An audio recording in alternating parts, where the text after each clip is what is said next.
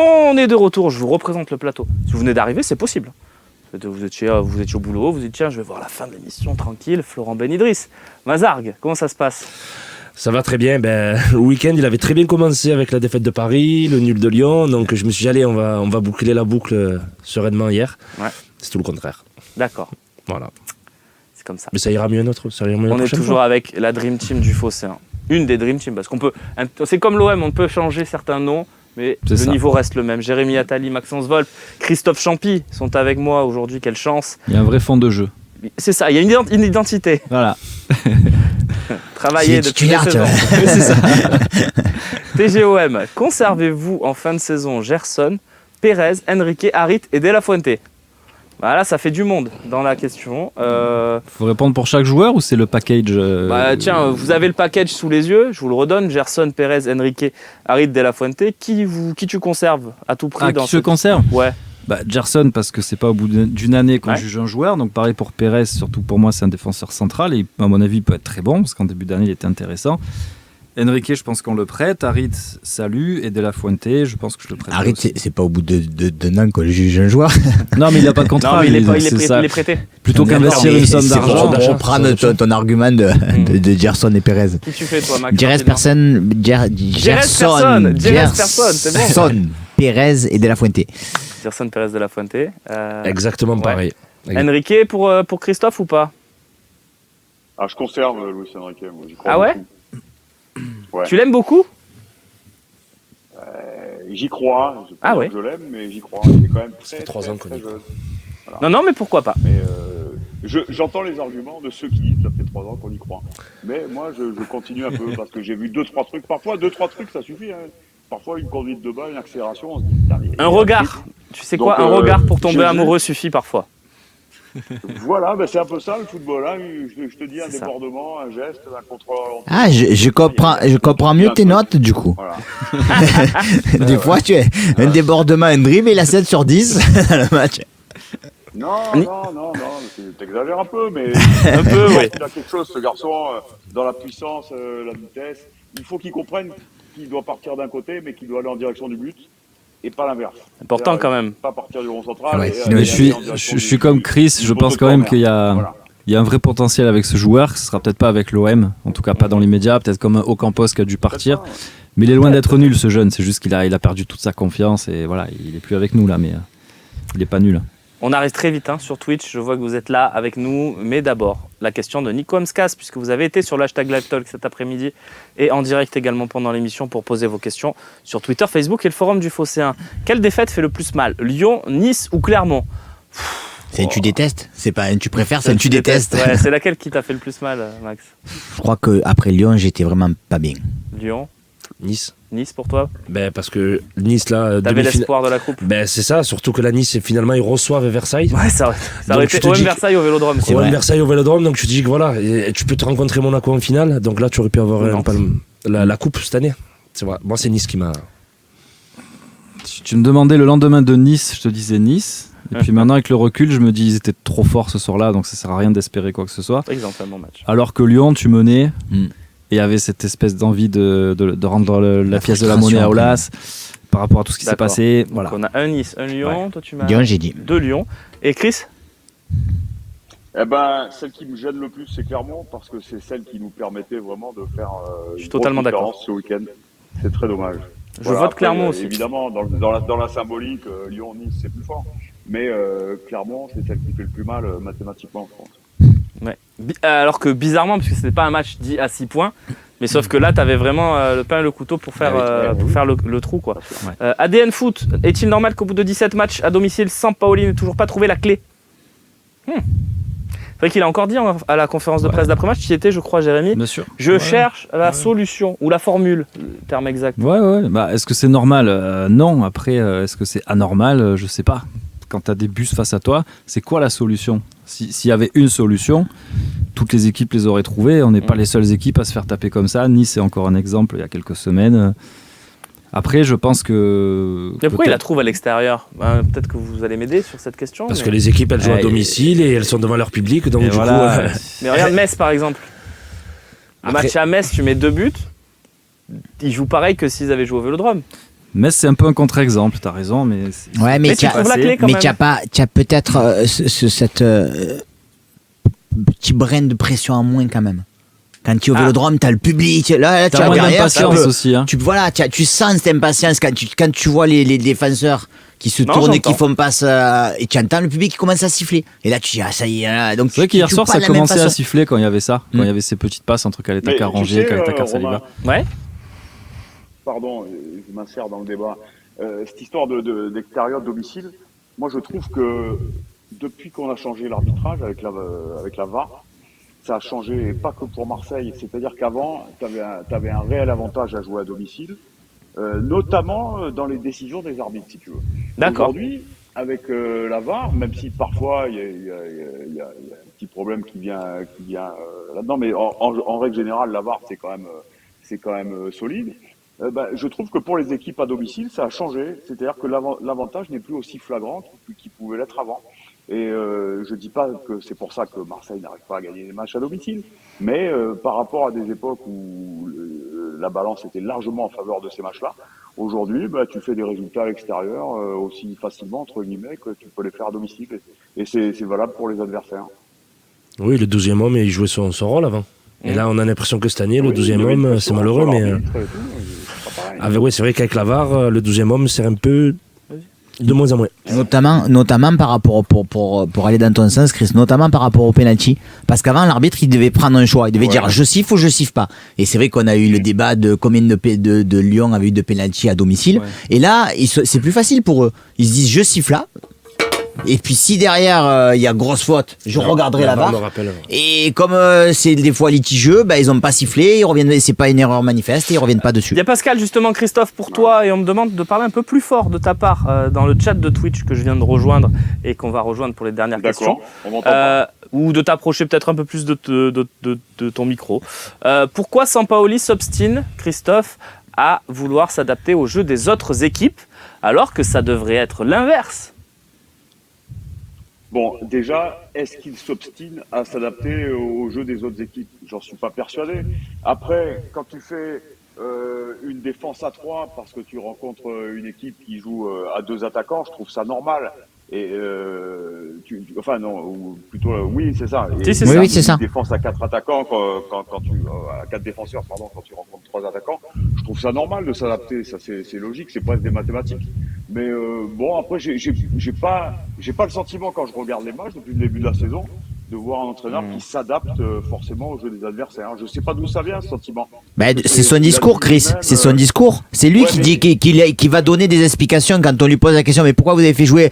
Parce que j'avais vu qu'à Metz, il y avait l'autre, il partait à droite, que j'avais vu qu'à Angers, il y avait le milieu de terrain qui... voilà, c'est lui qui dit ça. Bien sûr. Mais parce qu'il a l'honnêteté de le dire, tout simplement.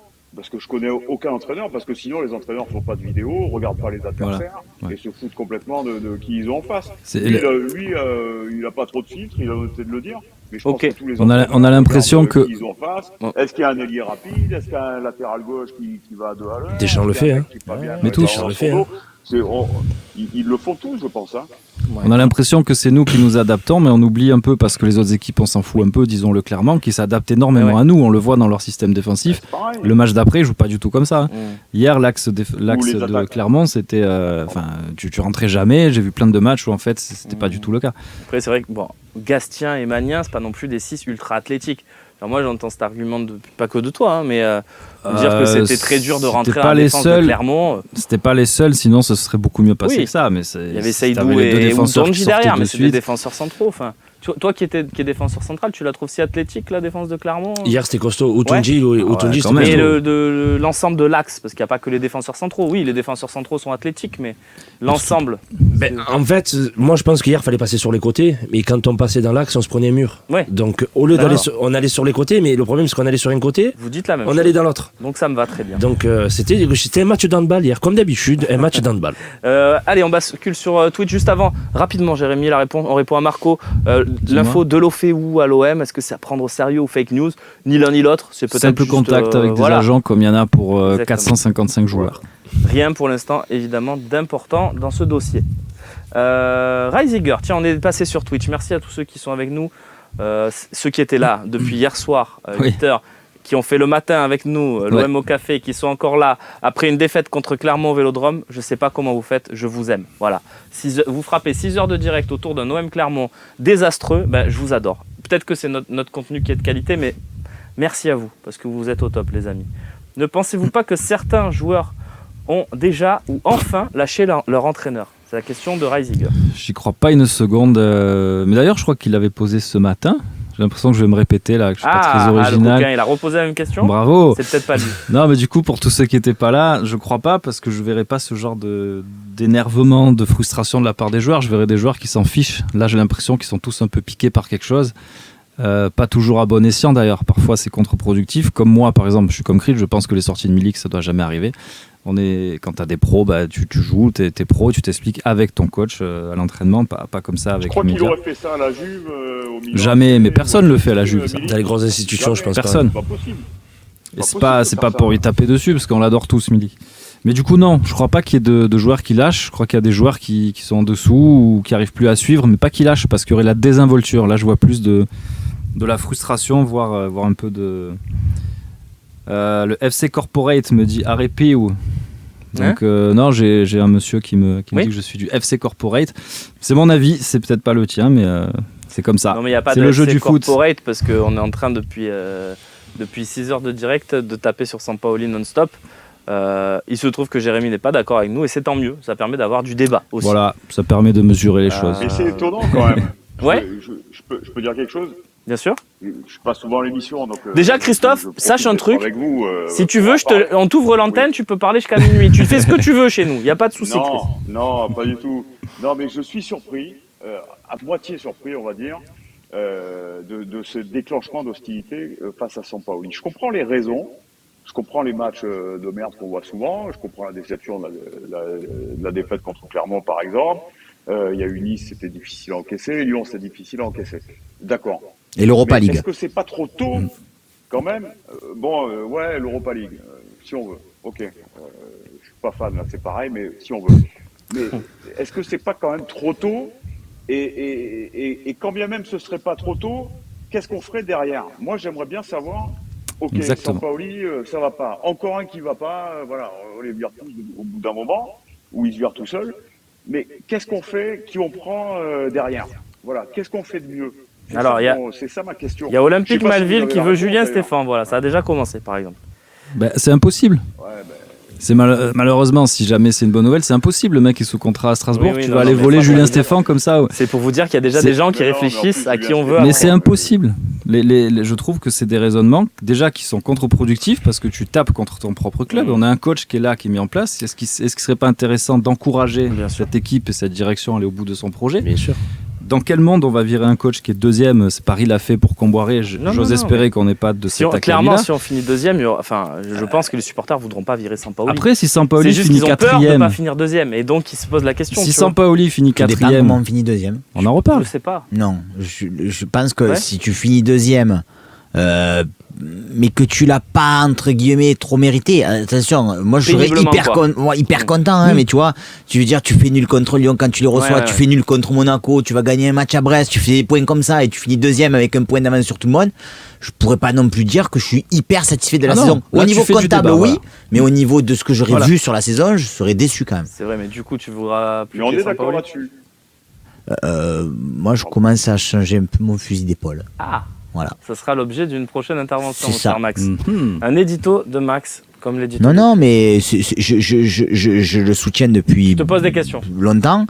Là, le coup de pas avoir vu, excusez-moi, je reviens, vous savez que la tactique c'est un peu mon dada, mais le fait de pas avoir vu un losange contre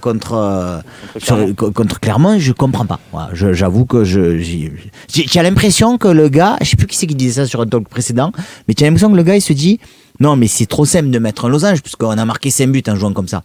Donc je vais essayer de réfléchir à quelque chose d'autre pour qu'on puisse dire derrière mais j'ai pensé à autre chose. Non mais quelque chose qui a marché quoi. Il se dit que les autres coachs regardent aussi comment l'OM joue, qu'ils s'attendent au 4-4 de losange. Moi j'essaie de donner toutes les pistes. Non mais donne, t'as raison. Mais Bakambu, tu l'as recruté pourquoi? Dieng, tu vois que quand il rentre il fait des différences et tu le mets pas d'entrée. Dieng je l'aurais peut-être mis d'entrée. Eh ben oui, mais donc t'es d'accord avec moi. Moins sûr. J'aurais mis Dieng à gauche. Il y a beaucoup de gens d'accord avec toi aussi, hein, Jérémy. Mais c'est le jeu.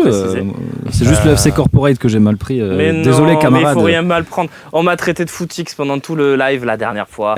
C'est la frustration et la déception.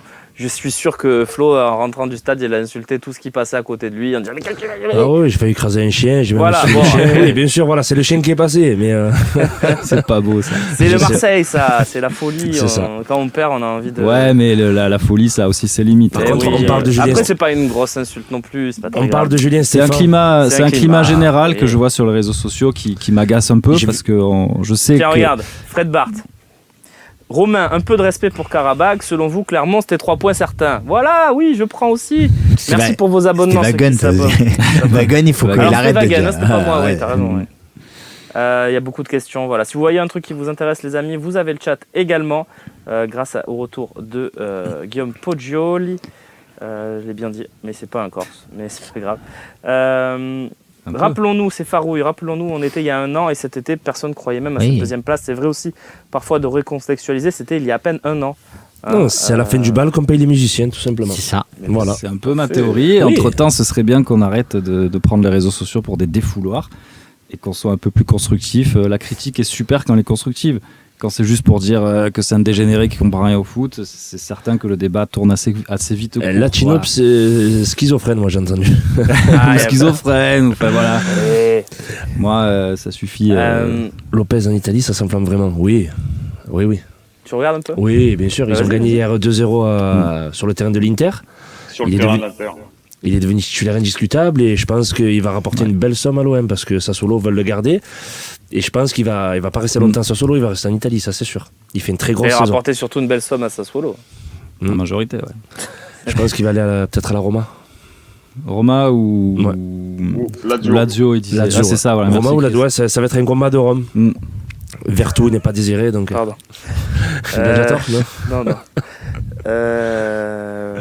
Voilà, je pense qu'on va se quitter là-dessus, mais c'était un bon talk, les amis, merci. Tiens, on va finir un mot sur la réserve qui a gagné son second match ce week-end, effectivement. Vous avez le compte-rendu sur le Phocéen, mais victoire 2-1 grâce à Daouda Gueye, joueur d'expérience qui est venu un peu renforcer l'attaque olympienne et qui, voilà, sur ce type de match, est important. Ouais. Qu'est-ce que tu dis Non, j'ai combat de Rome. Ah oui, voilà, tu l'as saisi. C'est ça. Moi, j'ai pas eu le temps de voir le pseudo, mais c'est pas grave. Il y avait un débat, Mandanda pour Lopez ne pourrait pas s'installer. En vrai, oui, mais non. En vrai, oui, mais non. Voilà. Non, parce qu'on réagit comme ça parce qu'on a perdu 2 matchs et que Mandanda a joué, a été bon. Il a été bon contre Karabakh. J'ai pas dit l'inverse, mais pourquoi tu vas remettre tout en cause alors que Lopez, il a pas fait de boulette. J'ai pas vu une boulette sur ces 3 matchs en fait. En fait, on est en train de tout remettre en cause par rapport à il y a 3 mois. C'était un génie Lopez. Maintenant, il vaut plus rien. Mandanda était trop vieux. Maintenant, il est. Mais alors attends. Alors là, j'allais couper l'émission, mais on va quand même faire ce petit débat. Là, tu vas m'énerver parce que on a sorti Mandanda parce qu'à chaque fois qu'il y avait tir des autres, il y avait but. Et on a dit, Mandanda, les mecs qui tirent, il y a but. C'est vrai. Je pense qu'on l'a sorti parce que Sampoli ne voulait pas ce genre de Aujourd'hui, je suis désolé, tu me dis, qu'est-ce qu'on peut critiquer ? Mais moi, il tire des autres, but. Chaque fois qu'il tire, il marque les autres. Non, regarde sur le 3-0 par exemple. Ouais, tu vas me sortir. C'est Kawi, il a dit c'est bon, je veux pas marquer, je tire dessus. Donc, sur le but de Clermont, il n'y a pas grand-chose à faire quand même. Oui, mais de la même façon qu'en début de saison, je trouvais que de sortir Mandanda sur chaque, parce qu'on disait sur chaque tir il y a but, mais c'était pas scandaleux. Là, aussi. Il n'est pas sorti pour des raisons sportives, Mandanda. Vous comprenez bien quand même que c'est un poids, c'est un joueur âgé qui a encore beaucoup d'années de contrat et que Longoria aimerait bien un peu faire du ménage et aimerait bien titiller un peu ses joueurs pour qu'ils aillent voir ailleurs. Moi, je l'ai compris comme ça, la mise à l'écart. Alors, si c'est ça, Chris, on finira sur des mots sages. La sagesse. Voilà. Non, mais par contre, vraiment, après j'arrête, Romain, ce serait un peu fou de rechanger de gardien maintenant. Ah oui. Parce que surtout que c'est vrai qu'il n'y a pas d'erreur majeure. Non, mais alors, t'as fait signer un mec pour 4 ans, tu vas te le flinguer mentalement. Je suis d'accord avec toi. Mandanda, il est fini. Karabakh. Il n'est pas fini, Mandanda, t'as vu le match ? Bah non, voilà. Non, Mandanda, tu peux pas capitaliser sur l'avenir. Ce qui est gênant quand même, tu vois, c'est que on parle de concurrence saine à un moment donné. Là, tu as eu un match aller, tu as un match retour. Sur le match retour, d'accord, tu as 8 occasions de folie et il te fait 8 arrêts extraordinaires. Et tu fais 0-0 en bas. Mais match d'après, Paul Lopez. Ben moi, je trouve pas ça logique. À un moment donné, si tu es entraîneur et que tu veux te dire, qu'il y a une concurrence saine, si le gars, il se dépouille à l'entraînement, apparemment c'est ce qui se passe, et qu'il te fait deux matchs, tu lui donnes 2 matchs comme ça contre Karabakh, et qu'il fait 2 gros matchs, non, mais tu dois le mettre le match Tu après. sais ce qui serait le pire? C'est qu'il fasse comme la Coupe de France. Ah oui, aussi. C'est que dès qu'il y a une grosse équipe, il met plus Mandanda. Ça serait encore pire. Ça serait même... Un manque de respect. Ouais. On peut dire ça, un manque de respect. Chaud. C'est une légende quand même. Donc, Ouais, mais il a eu toutes les années qu'il pouvait espérer à l'OM. Je trouve que maintenant, il faut tranquillement s'acheminer. Tu le trouves cuit? C'est pas moi, c'est la nature. Mais là, on le trouve pas cuit parce qu'il fait un match par mois. Qui te dit qu'en enchaînant tous les 3 jours, il serait pas cuit, il serait pas blessé quelque part. C'est arrivé beaucoup ces dernières années. Laissons-le enchaîner pour moi. Je l'adore, Mandanda, mais je trouve qu'il faut penser à l'OM de demain. Sur ça, je suis pas contre, mais tu penses c'est une légende. S'il va à la retraite, 100%. quand tu partiras à la retraite, je pense. S'il continue à jouer. J'ai un peu Tu as peur. des Simon et Arsenal, Simon il a joué jusqu'à 42 ans, tu as Buffon qui continue encore à jouer, et pourtant c'est pas l'âge pour moi. Ok. C'est ma façon Non, mais après... Attention, moi je dis pas que Lopez est moins bon que Mandanda. Non, moi aussi. Je dis juste que là, par exemple, là, il faut qu'il joue toute la Conference League. Oui. Faut pas qu'il y ait d'embrouille. Faut pas qu'on tire la Roma et qu'il dise ah non, je préfère mettre non. Là, tu l'installes au moins sur ça, quoi. À Nice en Coupe de France, pourquoi il a pas joué? Et voilà. J'adore, tout le monde a raison sur le chat. C'était bien, c'est à ça que j'ai vu aussi. Tout le monde a raison. Tout le monde a raison. Allez, les gars, on est en plus, tous c'est vrai, copains. tout le monde a raison. Tout le monde a sa vérité. C'est vrai, Sauf toi qui as tort. Merci.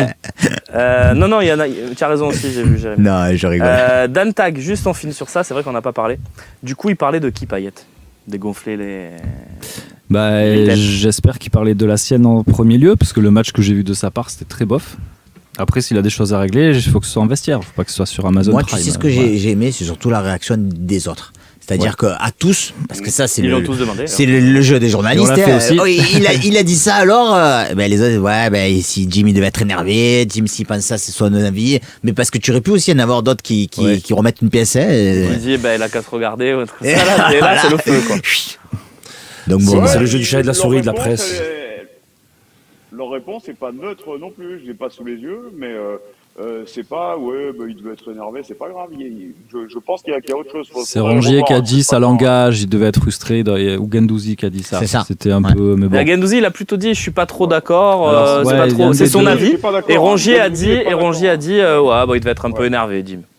Voilà, donc, moi je pense qu'il parlait globalement. C'est vrai que si tu regardes, tu prends une photographie du match de l'OM, globalement tu te dis c'est une équipe qui a la grosse tête, c'est une équipe qui joue pas vraiment ce match. Je pense qu'il visait personne en particulier. Moi je pense qu'il s'inclut même dans l'équipe. Ouais, je pense. Moi s'il s'inclut, ça me rassure parce qu'on a besoin de lui, on a besoin de le retrouver un peu plus fit, un peu plus tonique là. Parce que et puis sur ses coups de pied arrêtés, il a pas été bon hier. Voilà, donc s'il s'automotive comme ça, c'est super. Et je finis par Mac Bernic, puisque vous le savez, je suis le spécialiste de l'indice UEFA et de la Conference League et des calculs d'apothicaire. Il pose une question à l'apparence bonne, mais qui en fait ne l'est pas. La France fait sa meilleure saison à l'indice UEFA, ça va nous faire une 4e place en LDC à partir de quand? Non, on reste 5e, parce que c'est calculé sur 5 ans.